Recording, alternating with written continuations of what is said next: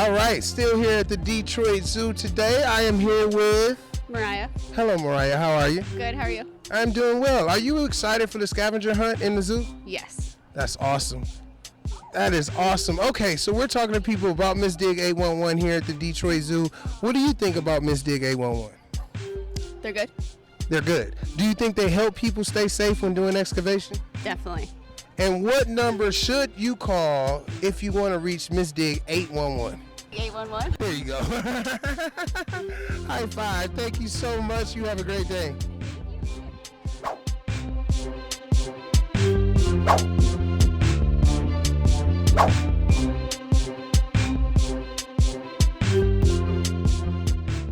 Safety is in your hands. Every dig, every time.